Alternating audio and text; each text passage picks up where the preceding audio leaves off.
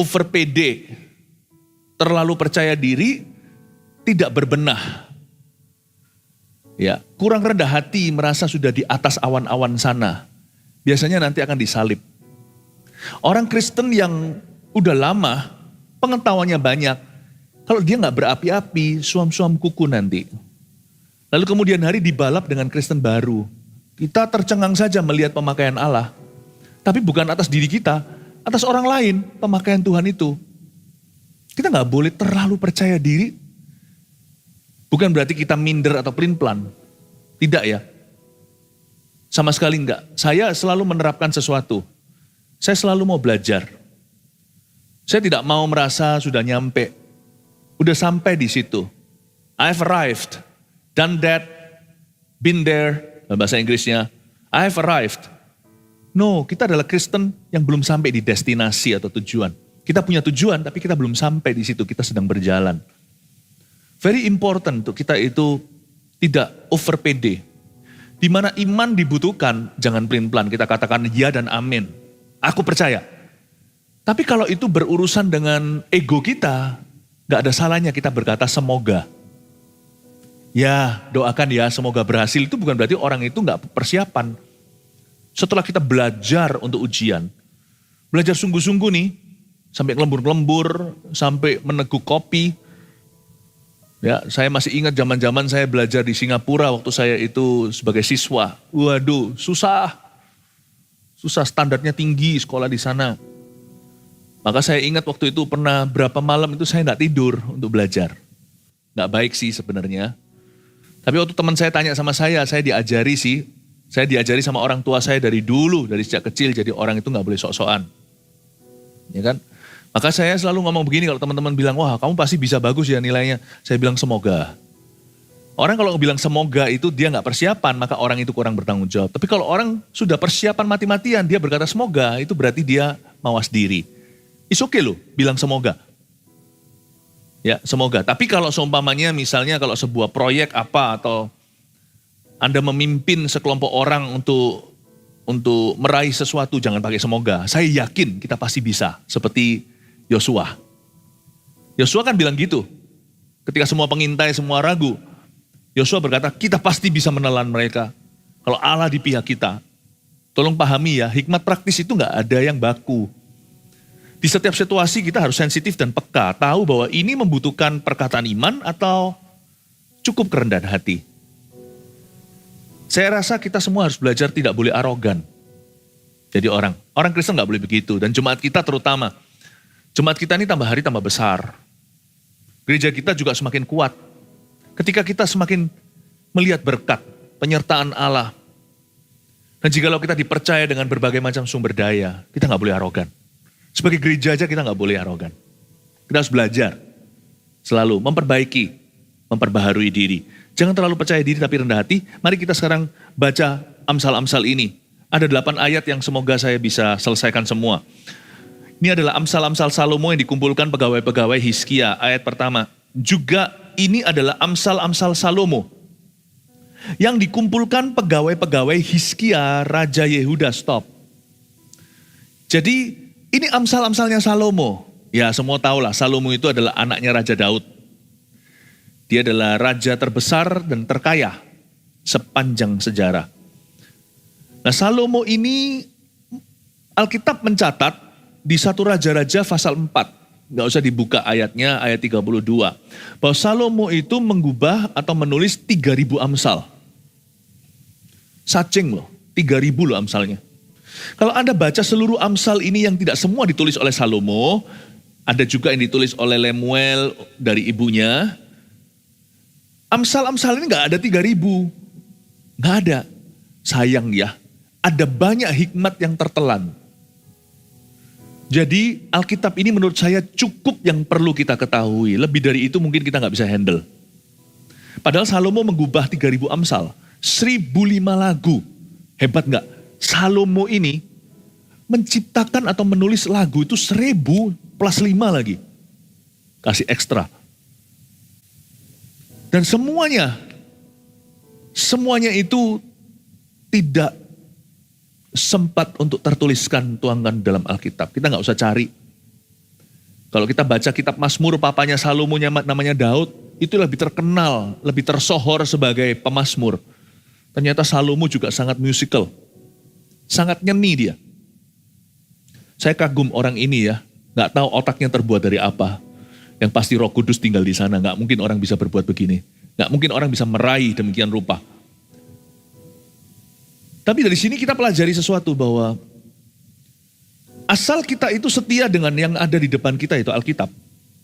Roh daripada 3.000 Amsal dan 1.005 lagu, yaitu Roh Kudus itu, akan menerangi kita kalau kita gak asal-asalan jadi orang Kristen. Kalau kita mau belajar.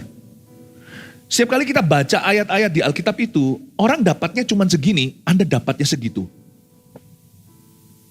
Roh 3.000 Amsal itu ada padaku. Roh 1.005 lagu. Jadi orang lain kalau baca Alkitab, ya. Tapi kalau kita membacanya, mendapatkan kedalaman tanpa mengubah maknanya. Saya harapkan Anda untuk mengerti bahwa ayat 1 aja kita belajar sesuatu bahwa Roh Kudus itulah sumber hikmat.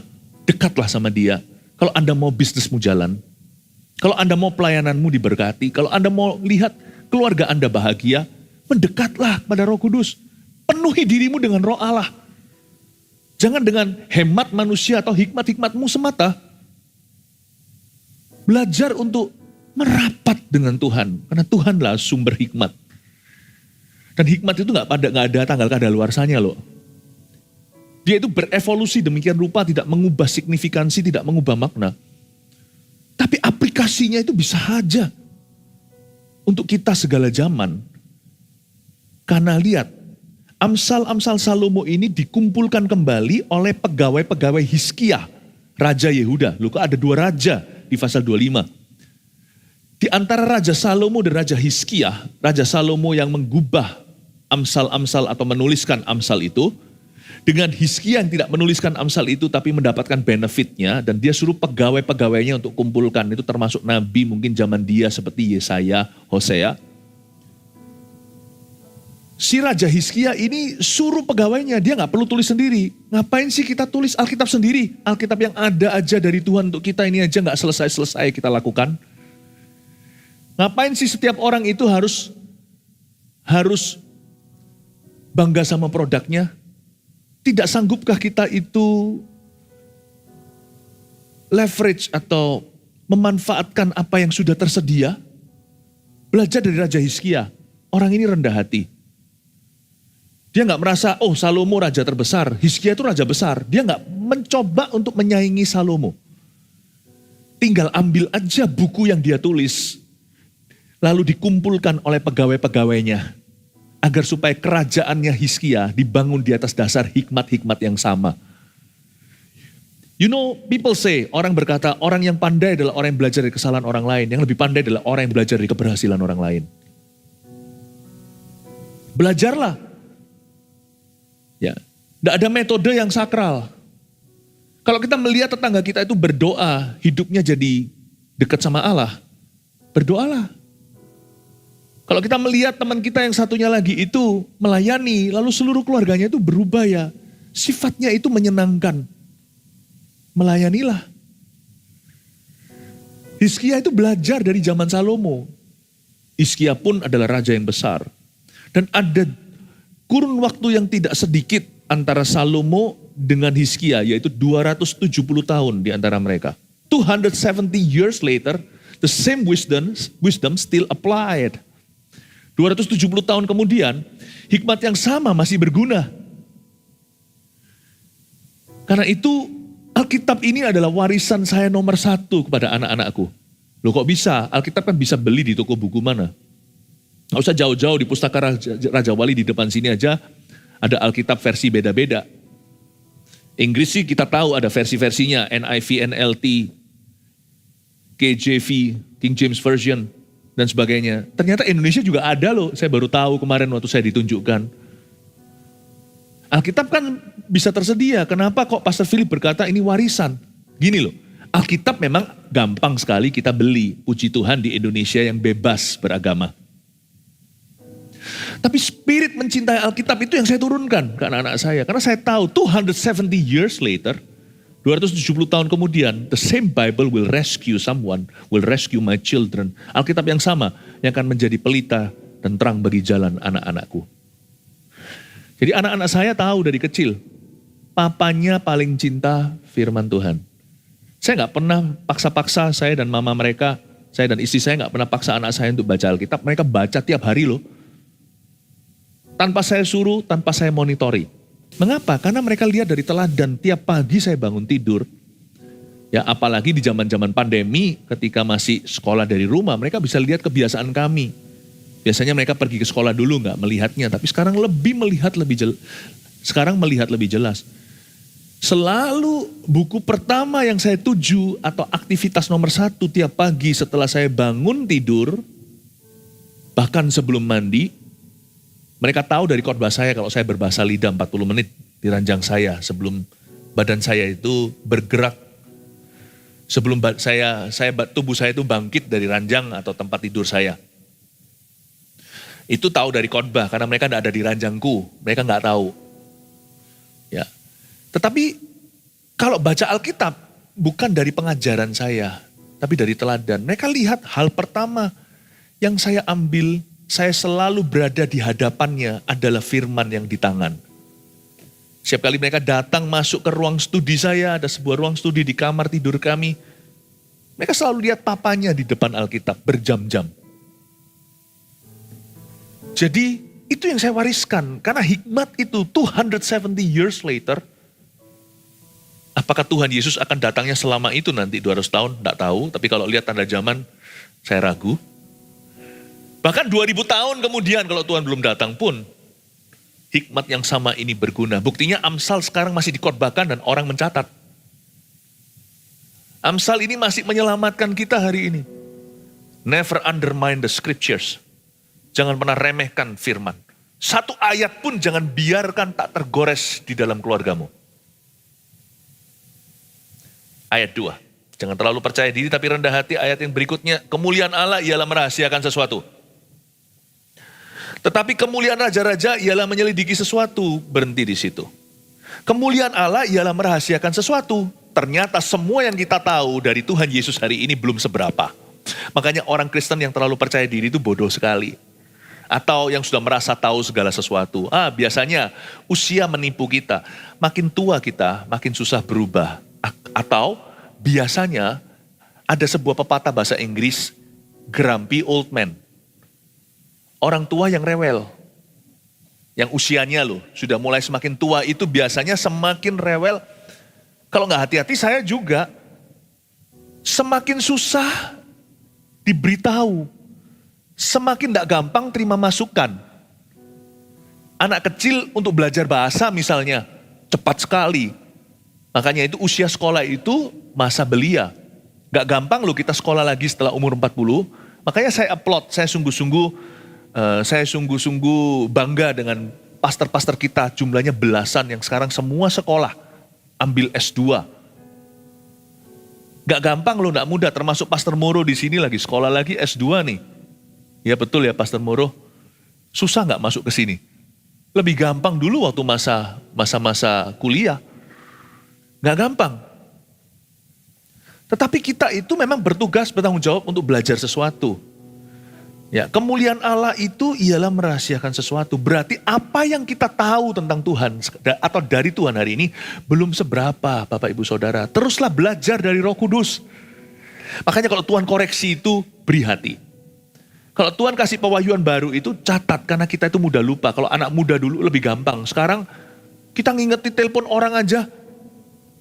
Nama orang aja karena sekarang hidup kita sudah lebih penuh orang daripada waktu kita masih muda belia. Ada seorang yang berkata sama saya, kenapa saya lupaan? Bukan sih, cuman memori byte-mu tambah sedikit. Karena sudah terlalu banyak terisi, iCloud-nya penuh. Bukan sekarang jadi pelupa atau pikun. Karena itu kita harus catat. Saya biasakan catat. Ya. Kenapa? Karena kemuliaan Allah itu ialah merahasiakan sesuatu. Masih ada banyak hal yang kita belum tahu. Karena itu usia bisa semakin tua, jiwa Anda harus diperbaharui. Selalu mau belajar sesuatu yang baru, jangan kalah sama anak muda. Kalau lompat mungkin nggak bisa setinggi mereka.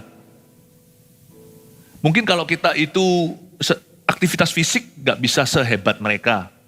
Tapi jiwa kita bisa awet muda. Kemuliaan Allah ialah merahasiakan sesuatu, membuat saya excited membaca ayat ini. Membuat saya bergairah. Berarti hari ini Tuhan akan ajari saya sesuatu yang baru. Besok ada sesuatu yang saya belum tahu. Yang Tuhan sediakan bagi orang yang mengasihi Dia, peduli amat usianya adalah telinganya belum dengar, matanya belum lihat. Itu yang Tuhan sediakan untuk aku. Kemuliaan Allah ialah merahasiakan sesuatu. Saya kasih contoh. Alam fisik atau semesta alam ini gak seberapa. Ciptaan Tuhan itu sebagian besar malah justru yang gak kelihatan loh. Saya yakin sorga itu jauh lebih mulia, jauh lebih sophisticated, jauh lebih kompleks, jauh lebih nyata, jauh lebih lengkap daripada alam semesta yang kita lihat dengan panca indera. Ciptaan Allah yang diwahyukan, yang bisa kita rasakan, kita lihat, yang bisa kita raba, itu hanya sebagian kecil saja. Karena itu saya tidak mau menumpuk harta di bumi semata-mata demi supaya saya bisa menikmatinya sebisa-bisanya atau sejadi-jadinya. Saya harus mengumpulkan harta di sorga. Karena sorga itu rumahku yang baka. Rumah Bapa. Apa yang bisa kumiliki di sini itu gak seberapa. Karena Allah masih merahasiakan sesuatu yang aku belum melihatnya di dunia. Karena itu saya punya bucket list, tidak semua di bumi. Ada hal-hal tertentu yang gak tercapai sih di dalam hidup saya. Saya kepingin ini, saya kepingin itu. Gak apa-apa. Saya akan nanti mendapatkannya di sorga. Apakah ini halusinasi atau imajinasi atau angan-angan? Ini iman. It's okay. Ada orang tertentu yang lahir buta, sampai sekarang doa minta mujizat belum terima. It's okay brother. Kalau Anda mati buta, di sorga Anda akan melihat dengan super jelas. Bucket listmu, tolong ditahan ya sampai nanti. Ada berapa orang di sini berkata, aku papa mama itu kepingin punya rumah yang gede. Tapi ternyata semua harta Anda dihabiskan untuk sekolahkan anak. Demi supaya memberi mereka masa depan lebih baik. Pupuslah angan-anganmu untuk punya ini dan itu. Belum lagi Anda mau terlibat di dalam proyek-proyek Tuhan. Anda mengumpulkan harta di sorga. Tenanglah. Jangan dicoret itu bucket list atau daftar keinginanmu atau angan-angan. Mimpi itu jangan dihapuskan. Tulis saja yang ini for heaven. Bukankah Yohanes 14 berkata begini, Yesus ngomong demikian. Jangan gelisah ya. Percayalah kepada Allah, percayalah kepadaku. Di rumah Bapakku ada banyak tempat tinggal. Kata tempat tinggal itu mansion atau banyak istana. Istana pribadi untuk setiap anak-anakku. Wow. Jangan dihapuskan mimpinya. Tapi untuk another time, untuk waktu kemudian. Karena ciptaan Tuhan yang sekarang di mana kita tinggal ini, yaitu di bumi ini, di bawah langit, di bawah kolong langit atau matahari, belum seberapa saudara. Kemuliaan Allah ialah merahasiakan sesuatu. Tahukah ada sebuah dunia yang lebih dari dunia yang kita tahu. Yang sekarang masih dirahasiakan untuk kita. Kita hanya bisa ngintip sedikit-sedikit aja dari firman Allah sih. Tuhan gak pernah super-super jelas tentang heaven atau sorga. Mengapa begitu? Supaya kita fokus, supaya kita konsentrasi di hidup ini untuk mencari kerajaannya terlebih dahulu. Tapi saya punya keyakinan, dari Kejadian sampai Wahyu, ya terutama di Perjanjian Baru, sorga itu ada cipratan-cipratan pewahyuan tentang kehidupan kekal. Itu cukup membuat saya berkata, yes. Kemuliaan Allah ialah merahasiakan sesuatu. Ada sesuatu yang masih dirahasiakan dari aku. Cukup beriman saja saya percaya. Suatu hari saya akan melihatnya nanti. Bapak ibu saudara jangan frustrasi di hidup ini. Kita jangan merasa, kita harus tahu juga kalau kita ngalami masalah nih. Aku harus tahu kenapa terjadi. Kadang-kadang kita nggak tahu jawaban dari why. Jangan paksa Tuhan jadi manusia. Nanti di ibadah-ibadah berikutnya aja saya ceritakan. Karena ada ayatnya. Manusia itu gak tahu masa depannya. Menurut saya bagus loh kita tuh gak tahu masa depan. Mau tahu kenapa? Nunggu aja salah satu ibadah nanti. I think we should not know everything so that we remain human and He remains God. Supaya kita tetap manusia, Dia tetap Allah. Karena kita nggak bisa handle jadi Tuhan. Kemuliaan Allah ialah merahasiakan sesuatu. Jadi kalau Tuhan berkata, you don't have to ask why. Kamu jangan tanya why. Jangan tanya mengapa. Percaya saja dan jalanlah. Percayalah tanpa melihat. Ketahuilah bahwa aku adalah Allah, diamlah dan ketahuilah. Memang tugas Tuhan itu merahasiakan sesuatu. Mungkin bagi Tuhan tahu bahwa kita belum siap untuk pewahyuan itu. Kalau dijawab why, Anda nggak ready. Jadi ada kalanya, Tuhan ku percaya, rencanamu indah, walau saat ini tak ku mengerti. It's okay loh. Engkau telah berfirman, memberi masa depan, damai sejahtera, penuh harapan. Yang penting kita tahu ini. Ku tahu rencanamu indah bagiku. Karena karakternya. Ku tahu kehendakmu baik bagiku. Ku tahu rancanganmu sempurna bagiku. Ku tahu jalan-jalanmu yang terbaik bagiku. Mengenal hatinya, pribadinya dan karakternya enough for me. Cukup bagi aku. That's enough for me to know. Percayalah, seumur hidupku itu adalah pewahyuan yang cukup membuatku sibuk. I don't have to know anything beyond unless He wants me to. Saya tidak perlu tahu sesuatu lebih dari itu kecuali Tuhan yang menghendakinya. Kemuliaan Allah ialah merahasiakan sesuatu. Tetapi kemuliaan raja-raja ialah menyelidiki sesuatu. Raja-raja sini R huruf kecil, ini kita, Bapak Ibu. Kemuliaan raja-raja ialah menyelidiki sesuatu. Makanya bagian kita adalah mengenal apa yang kita bisa. Tahu apa yang kita mampu. Glory. Ya kan? Dan juga glory to God for all findings. Dan kemuliaan bagi Tuhan untuk semua penemuan. Di dunia ini, Kristen atau bukan, terjadi penemuan obat tertentu. Terjadi penemuan obat COVID. Itu semua adalah kemuliaan untuk Tuhan loh. Karena kemuliaan raja-raja R huruf kecil ialah menyelidiki sesuatu. Untuk orang bisa menemukan, perlu restu daripada raja di atas segala raja itu. Penemuan teknologi sekalipun yang menemukan bisa saja orang-orang yang tidak kenal Tuhan. Karena manusia nggak kenal Tuhan, dicipta dalam gambar dan rupa Allah. Mereka dicipta dengan sebuah kemampuan untuk menemukan. Di sini adalah sebuah pesan untuk semua siswa mahasiswa untuk belajar sungguh-sungguh. Kemuliaan Allah ialah merahasiakan sesuatu. Anda tugasnya menimba ilmu. Kalau Anda dan saya mau dipakai Tuhan lebih dari Indonesia, belajar roh. Belajarlah bahasa baru, bukan bahasa roh maksudnya, ini bahasa alamiah. Bahasa Inggris, bahasa Chinese, pelajari itu. Ya. Kemuliaan kita ialah menyelidiki sesuatu, tetapi terutama penemuan yang harus menjadi target setiap orang Kristen. Peduli amat budaya bahasanya dari segala bangsa. Carilah dahulu kerajaan sorga dan kebenarannya. Itulah kemuliaan raja-raja. Aku anak raja, engkau anak raja, kita semua anak raja. Tugas kita yang utama adalah mencari kerajaan Allah dan kebenarannya. To study the Bible, that's your job. It's not the Holy Spirit's job.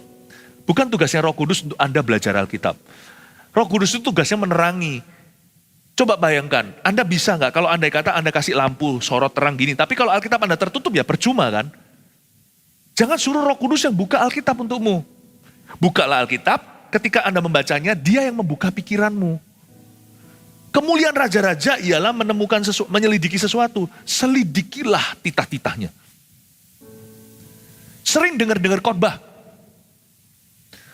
Zaman ini sekarang ya mencari pengkhotbah yang baik itu ya. Bukan bagus, yang baik itu susah. Saya kira barang langka itu emas, perak, permata. Bukan. Barang langka itu pengkhotbah. Saya mengucap syukur pada Tuhan di in-house gereja kita. Hamba-hamba Tuhan semuanya di sini. Mereka belajar membagikan firman dengan spirit yang sehat. Susah loh. Ya. Karena itu Bapak Ibu Saudara, pengajaran itu harus berharga. Hargai itu dengan tingkat tinggi. Sebab kemuliaan raja ialah menyelidiki sesuatu. Anda nggak perlu menyelidiki sendiri. Anda juga bisa mendengarkan penemuan orang. Tapi jangan hanya dengarkan masuk telinga kiri, keluar telinga kanan. Catatlah dengan segenap hatimu. Dengan sungguh-sungguh. Karena mungkin dari penemuan orang itu nanti akan ada penemuan sekunder. Penemuan berikutnya itu bisa lebih indah. Ketika Anda mendengarkan pewahyuan dari orang lain, Anda mencatat dan menaruh dalam hati. Nanti waktu Anda pulang ke rumah, dapat aplikasi. Aplikasi itulah komplikasi ilahi. Dapatnya begini, tapi nanti sampai ke Anda, 4 dimensi. Selidiki, datang ke gereja itu dengan kehausan, keinginan untuk belajar firman. Siapapun yang berkhotbah, yang diizinkan di atas ini tentunya sudah dengan seleksi. Kita dengan doa, gak ada pengkhotbah sempurna. Tapi praise the Lord, jemaat yang mau belajar biasanya nanti akan mengalami perkara-perkara Tuhan. Siapa di sini mau mengalami perkara ilahi? Kasih tepuk tangan untuk Tuhan Yesus. Haleluya. Baru ayat 2, sekarang ayat 3 ya. Siapa belajar sesuatu? Haleluya. Amin, puji Tuhan. Seperti tingginya langit dan dalamnya bumi, demikianlah hati raja-raja tidak terduga. Ya, setinggi langit dan dalamnya bumi, kayaknya ada banyak hal di hidup ini susah kita mengerti. Tetapi tahu nggak, ada satu bagian bumi yang paling susah dipahami. Catat ini.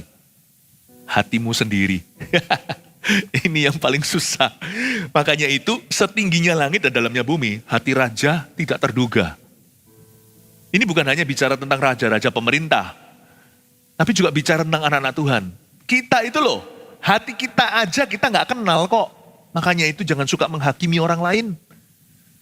Orang yang menghakimi, yang suka menghakimi sesama itu orang yang sok tahu di mata Allah. Dia punya informasi bisa benar, tapi Tuhan langsung ilfil sama dia. Tuhan hilang perasaan sama orang itu. Ini orang sok tahu, hatimu sendiri aja kamu nggak tahu. Hati raja lo nggak terduga.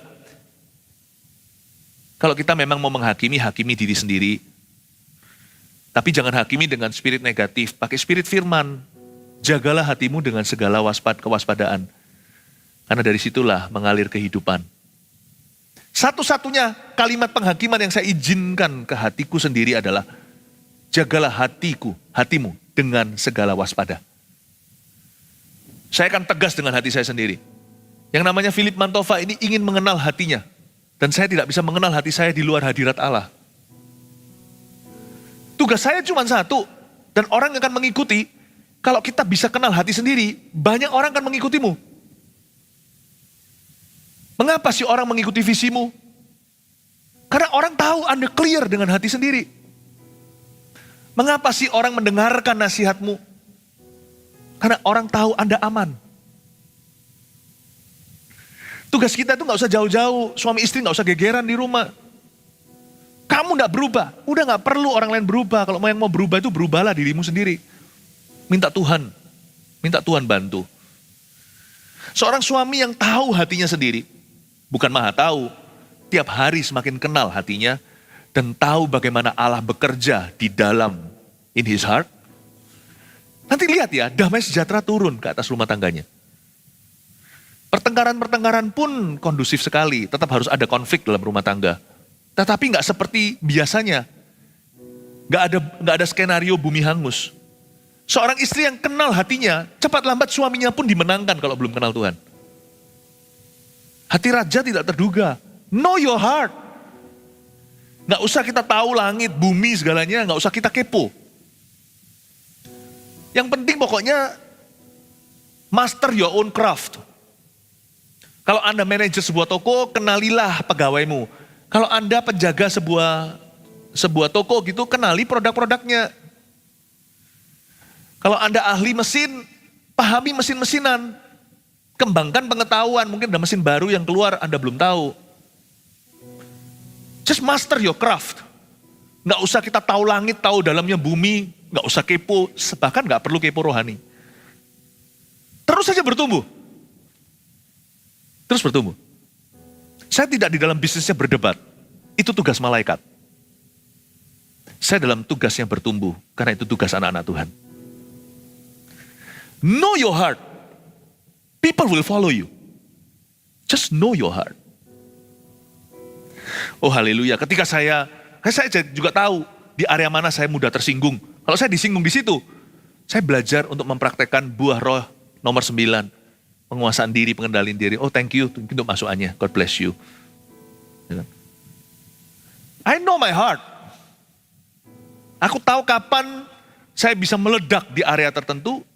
Saya taruh di situ banyak es batu.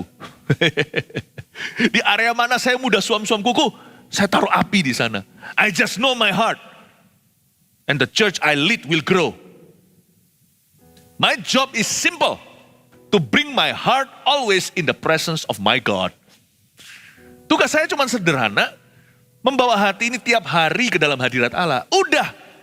Whatever I touch will grow. Apapun yang jamah, saya jamah akan bertumbuh. Apapun yang saya lakukan, Mazmur 1 akan berhasil. And to know your heart, untuk mengenal hati sendiri tidak bisa tanpa firman.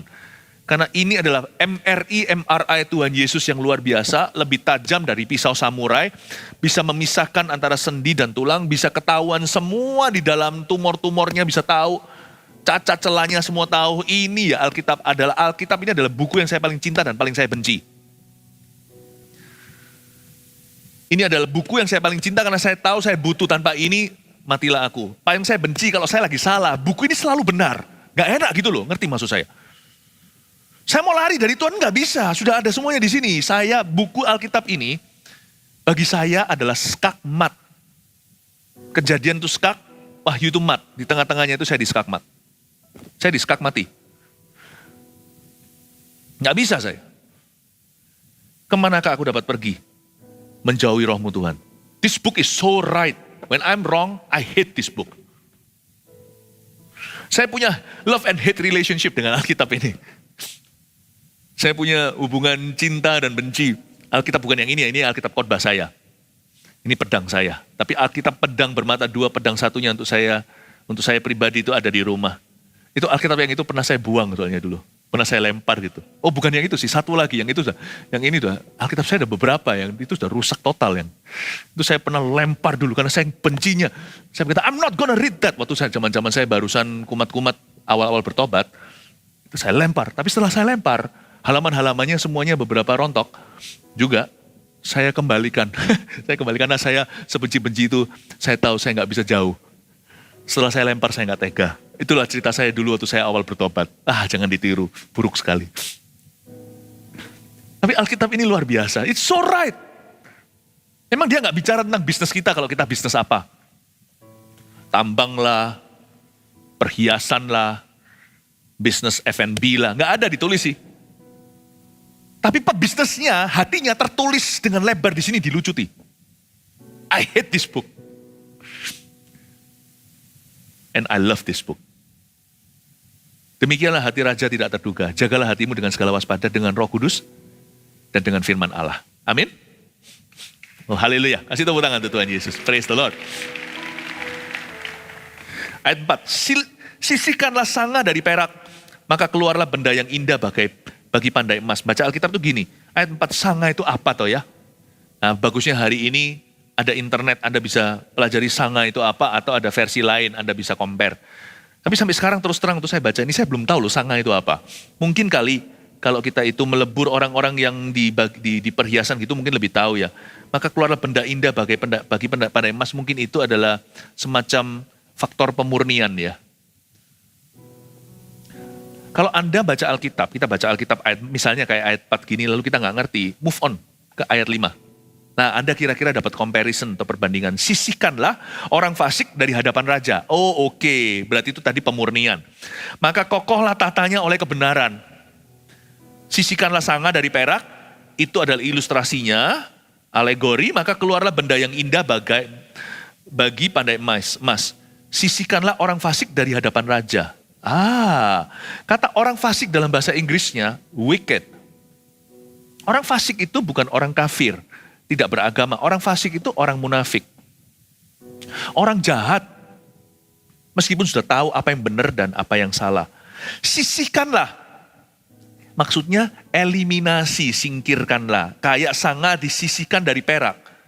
maka bisa jadi perhiasan yang mahal. Sisihkanlah orang fasik dari hadapan raja.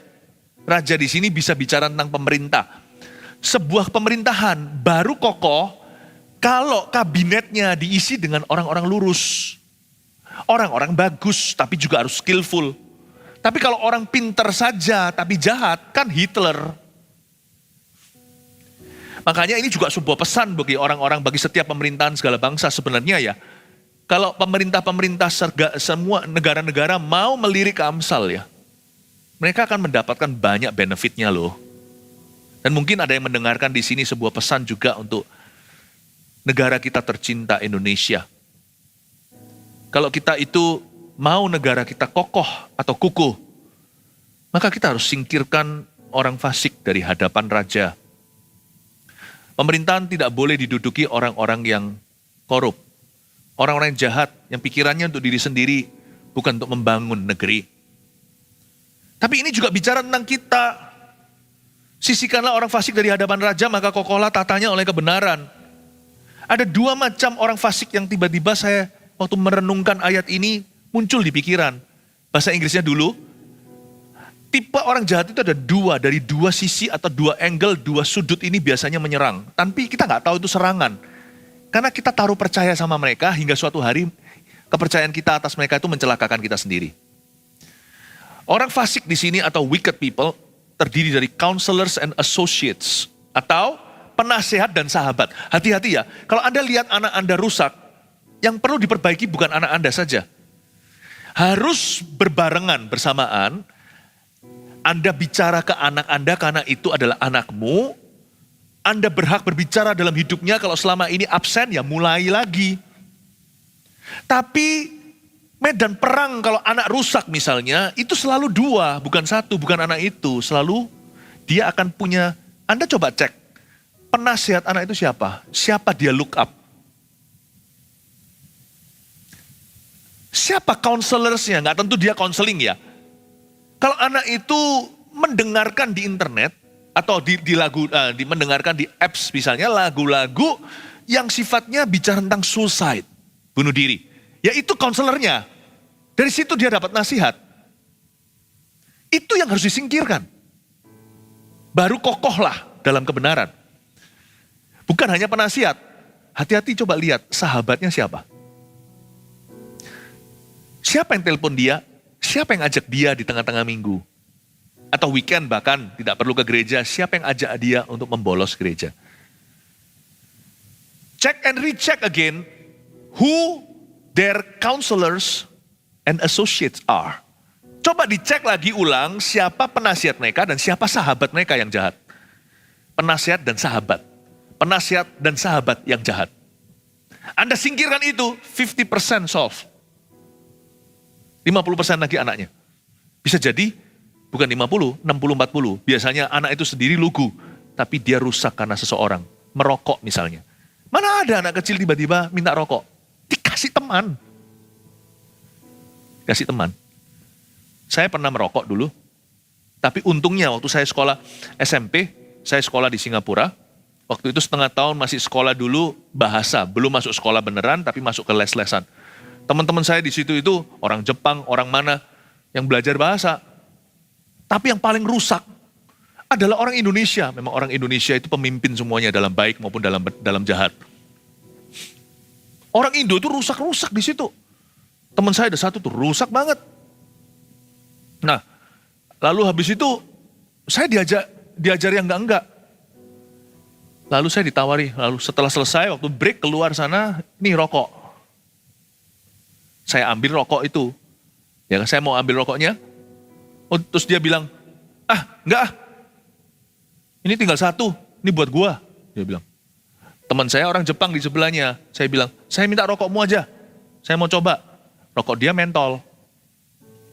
Saya masih ingat ya, saya masukin, saya batuk itu sampai gak bisa nafas. Pertama kali, itu tangan Tuhan gara-gara mama berdoa.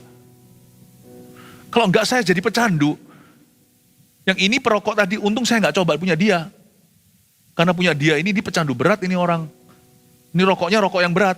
Ini rokok yang orang Jepang itu, apa itu loh namanya yang mentol-mentol nggak ngerti apa, saya nggak ngerti. Saya pakai gini sekali, saya batu-batu sampai teman saya itu bok pundak saya itu tepuk terus. Ayo, kamu jangan mati loh ya gara-gara rokokku.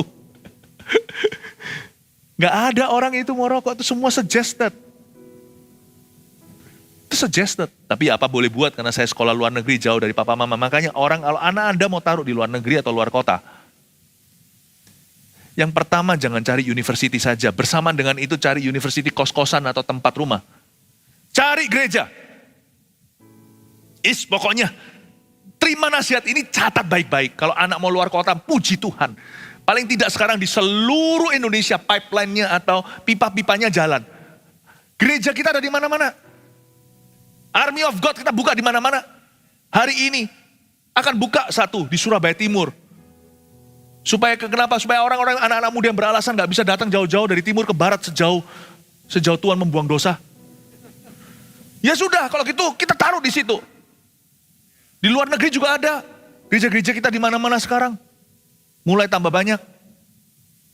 Ingat, karena waktu kami merintis gereja-gereja baru, kami ingat jemaat dan keluarganya. Wherever you are, we're gonna catch you. Bukankah kita penjala manusia, jadi tugas kita memang menangkap. Ingat ya, kalau anak kita mulai dewasa besar, fondasi mereka adalah selama masa kecil di rumah, apakah hubungan dengan Anda aman. Waktu Anda mau lepaskan anak Anda, just remember this, choosing a church is equally important, sepenting memilih university. Karena orang fasik, sisihkanlah orang fasik dari hadapan raja, maka kokohlah tatanya oleh kebenaran. Pergaulan yang buruk merusak kebiasaan yang baik. Ayat 6, jangan berlagak di hadapan raja atau berdiri di tempat para pembesar. Jangan berlagaklah di hadapan raja atau berdiri di tempat para pembesar. Tulis gini aja, simple aja, nomor 6 itu, ya, hindari meninggikan diri. Jangan ngomong tentang diri sendiri melulu. Kalau tanya sama orang, how are you? Dengarkan sungguh-sungguh kabar mereka. Jangan mereka baru ngomong satu kalimat, Anda langsung cut dan bicara tentang dirimu. Ya, hendaklah apa kabar itu jangan basa-basi di mulut kita. Jangan berlagak, jangan berlagak, jangan berlagak. Sebab orang tidak suka orang yang berlagak. Ya. Selalu bicara tentang orang lain dulu, sampai orang tanya, sampai orang sungkan, kok aku ngomong tentang diriku terus ya, bagaimana dengan kamu? Nah, baru Anda cerita. Dan ingat ya, kalau kita ngomong sama mereka itu, kecuali kalau firman ya, bahkan kalau kesaksian pun itu tanggung-tanggung, maksudnya yang tanggung-tanggung aja. Makanya itu latihlah diri kita itu untuk efisiensi waktu. Kalau kita ngomong itu jangan panjang-panjang, mau ceritanya itu muternya ke seluruh bumi dulu. Ya, ingat-ingat ya, to the point aja. Supaya orang ngomong segini kita setengahnya aja. Sekalipun kesaksian, supaya ini nanti itu quality. Ingat kalau orang pun memberi giliran pada Anda, bagaimana dengan Anda? Nggak usah banyak-banyak, nggak usah panjang-panjang. Selalu bicara tentang orang lain dulu, dan terutama firman. Jangan berlagak di hadapan raja. Just be humble. Tidak boleh kita arogan. Karena orang yang begini nanti disukai sih. Tahu nggak, ujung-ujungnya orang yang diajak kerjasama itu bukan orang yang bertalenta. Kadang-kadang bukan orang yang berduit loh. Tapi karena ada satu orang yang melihat Anda dan suka. Susah dibilang itu, suka itu susah diomong. Dan orang yang disuka itu orang yang tidak berlagak. Orang yang berlagak itu nggak disuka. Ya. Ayat 7, karena lebih baik orang berkata kepadamu, naiklah kemari, daripada engkau direndahkan di hadapan orang mulia. Karena itu jangan berlagak. Karena lebih baik sih orang ngomong sama kita, naik ke sini, saudara, daripada kita direndahkan di hadapan orang mulia. Yesus sendiri kan pernah memberikan pengajaran ini. Kalau duduk di sebuah tempat pertemuan atau pesta, jangan cari meja VIP. Mending nanti hostnya merasa sungkan, loh kok Anda di situ? Ayo di depan. Daripada orang yang dudukin tempat yang tidak menjadi miliknya, lalu diusir sama ushernya. Kalau gereja lain ya gereja lain. Kecuali yang dikasih kantong-kantong begitu, reserve, pastor segalanya, itu mungkin ada tempat supaya nggak cari-cari lagi. Kalau di gereja datang itu menurut saya, datang ke ibadah itu lebih baik cari terdepan. Kursi-kursi yang nggak disarungi itu kan bisa semua. Lebih baik. Kenapa? Kalau semakin depan secara psikologi aja lebih gampang konsentrasi daripada yang di belakang sana, karena HP-nya nggak kelihatan. Sungguh loh, ibadah itu cuma berapa lama sih? Seminggu cuma sekali. Kalau saya jadi Anda, saya datang ke gereja, datang early, datang awal, dan saya akan duduk paling depan. Paling depan. Supaya apa? Membantu saya untuk secara manusia, bukan Roh Kudus di mana-mana, untuk dapat lebih. Dan kalau orang yang streaming juga, jangan biasakan streaming sambil jalan kemana-mana, streaming. Kalau perlu Anda lengkapi di zaman online gini, beli TV-nya, kasih kursinya gimana, buat suatu tempat di mana Anda sungkan kalau lari-lari. Buat beneran gitu loh. Karena tanpa konsentrasi, mana bisa matematika? Kalkulus lagi, tanpa konsentrasi, bagaimana teologi ya? Ngerti apa dia? Untuk saya kalau begini juga perlu konsen. Anda sekarang berkedip, Anda nggak ikut aja nanti ke ayat berikutnya, Anda sudah nggak bisa konsentrasi, Anda udah kehilangan banyak. So kalau kita bicara tentang protein dalam hadirat Allah, Anda berkedip saja atau Anda cuman kesana sini, kehilangan sesuatu dan mungkin itu akan menolongmu nanti 2 tahun lagi. Itu akan menjadi pertolonganmu bulan depan. I cannot afford to lose anything what God is saying. Saya nggak berani kehilangan sesuatu yang Allah sedang katakan. Barang siapa punya telinga, hendaklah ia mendengarkan apa yang Roh katakan kepada jemaat. Kitab Wahyu berkali-kali dikumandangkan. Ayat 8. Apa matamu lihat? Jangan terburu-buru kau buat perkara pengadilan. Karena pada akhirnya apa yang engkau dapat lakukan kalau sesamamu telah mempermalukan engkau. Kita masuk ke ayat terakhir ya. Masuk ke tentang pengadilan ini. Apa yang matamu lihat? Jangan terburu-buru kau buat perkara pengadilan. Jangan jadi orang Kristen yang suka memperkarakan orang lain. Saya ngerti ada kasus-kasus terpaksa, saya paham. Tapi kalau itu antara sesama anak Tuhan, masa sudah gak ada orang Majus sih di dalam gereja? Jangan buru-buru kau buat perkara pengadilan, sebuah saran dari Salomo. Kalau bisa diselesaikan outside of court atau before court, di luar pengadilan atau sebelum pengadilan, khususnya di antara anak Tuhan, lebih baik demikian. Karena setiap orang yang masuk ke pengadilan selalu punya rasa percaya diri yang berlebihan bahwa dia pasti menang. Kecuali yang diperkarakan ya. Yang memperkarakan itu selalu punya keyakinan berlebihan bahwa dia pasti menang. Padahal manusia hidup itu selalu ada chance kalah. Dan kalau kalah, Alkitab katakan, pada akhirnya apa yang dapat engkau lakukan kalau sesamamu telah mempermalukan engkau? Belum lagi mempermalukan nama Tuhan kalau sesama orang Kristen ke pengadilan. Tetapi kalau yang kalah itu malunya publik lagi, malunya umum lagi. Malunya di depan umum. Karena itu jangan sampai kita itu terlalu percaya diri. Karena setiap orang itu selalu ada potensi untuk kalah. Selesaikan secara kekeluargaan lebih baik lagi. Tidak adakah orang bijaksana?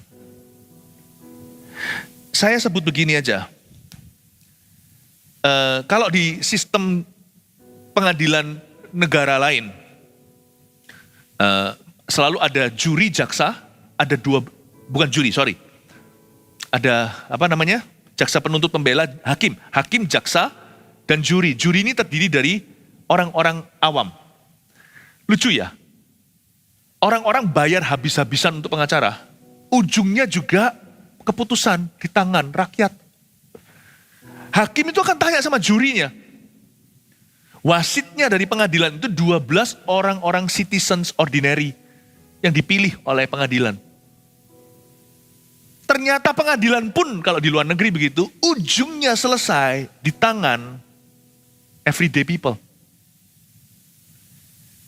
Ngapain bayar lawyer? Selesaikan aja with everyday people. Masa nggak ada sih orang Majus di rumah Tuhan? Tapi kalau sistem peradilan di setiap negara beda, termasuk di Indonesia. Karena itu saya punya beberapa renungan. Kalau memang terpaksa memang harus ke pengadilan, khususnya bagi yang memperkarakan, make sure Anda punya 7 hal ini. You have a good cause.